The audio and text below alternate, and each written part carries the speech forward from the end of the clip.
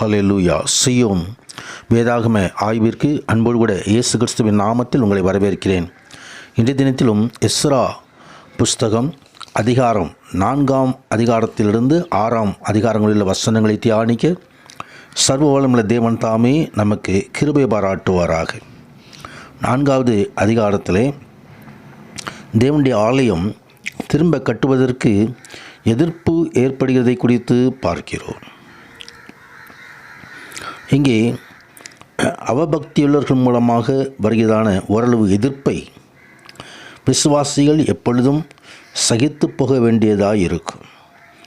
சத்தியத்தை அறிவிக்கிற நீதிமான்கள் தேவன் பேரில் நம்பிக்கை வைத்து இந்த பயமுறுத்தல்களுக்கெல்லாம் தொடர்ந்து ஜெபத்தினாலும் உண்மையான விசுவாசத்தினாலும் எதிர்கொள்ள வேண்டியவர்களாக இருக்கிறோம். இங்கே தேவனுடைய விரோதிகள் யூதர்களோடு இரகசியமாக உட்புகுந்து தேவனுடைய வேலையின் முன்னேற்றத்திற்கு ஒருமித்து ஒத்துழைப்பது போல பாவனை செய்து ஆலய கட்டுமான பணிகளை தடை செய்வதற்கு முயற்சித்தனர்.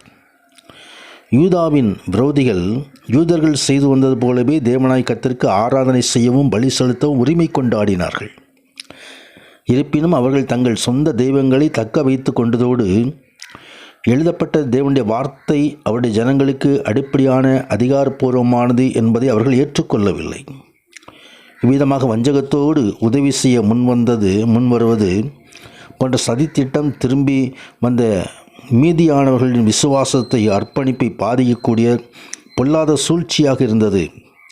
ஆவியானவரால் அருளப்பட்ட வெளிப்பாடாகிய தேவனுடைய வார்த்தைக்கு உண்மையாயிராத பொய்யான விசுவாசிகளால் அளிக்கப்படும் ஒத்துழைப்பு மூலம் கர்த்தருடைய வார்த்தையை சிதைக்கவும் தேவனுடைய பரிசுத்த மீதியானவர்களுக்கு ஆவிக்குரிய அழிவை கொண்டு வரவும் சாத்தான் செய்கிறதான இந்த காரியங்கள். கர்த்தரை தொழுகைகள் மத்தியிலே ஐக்கியமானது மிக முக்கியமான வேதாகம உபதேசமாக இருக்கிறது. ஆனால் அப்படிப்பட்ட ஐக்கியம் தேவன் வெளிப்படுத்திய சத்தியத்தின் பேரில் உண்மையான விசுவாசம், அவருடைய நீதிக்கு கீழ்ப்படிதல், அதற்கு உண்மையாக இருத்தல் ஆகியவற்றை அஸ்திபாரமாக கொண்டிருக்க வேண்டும்.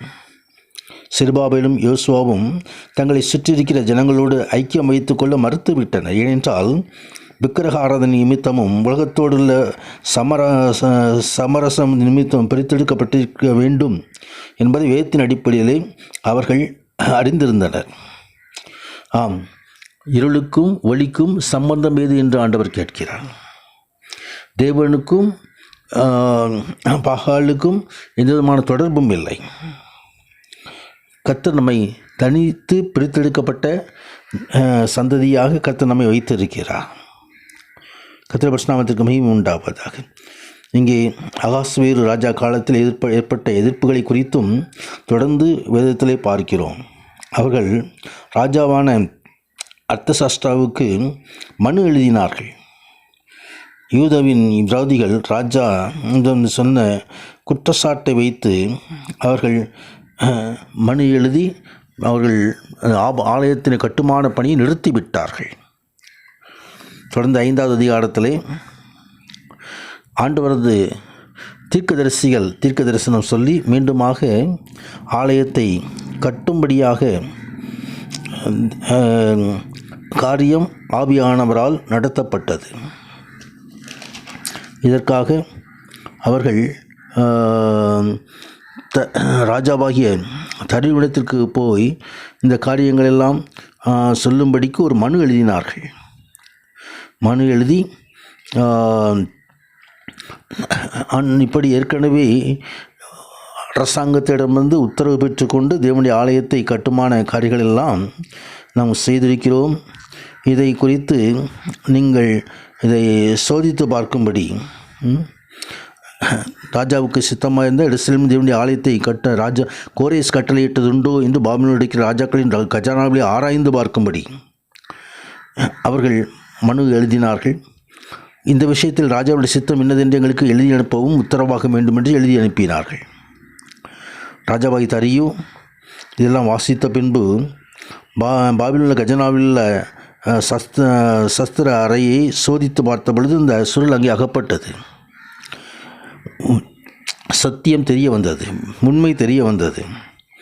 எனவே ராஜா அங்கே நதிக்கு அப்புறத்தில் இருக்கிற தேசாதிபதி தத்தனாயும் சேத்தார் பஸ்னமாகிய நீங்களும் அந்த நதிக்கு அப்புறத்தில் இருக்கிற அப்பார் சகைரா உங்கள் வகைரா யாவரும் இவ்விடத்தை விட்டு விலகி இருங்கள் என்று சொல்லி கட்டளை கொடுத்து ஆலயத்தை மீண்டுமாக கட்டுமான பணிக்கு அனுமதி கொடுத்ததை குறித்து பார்க்கிறோம்.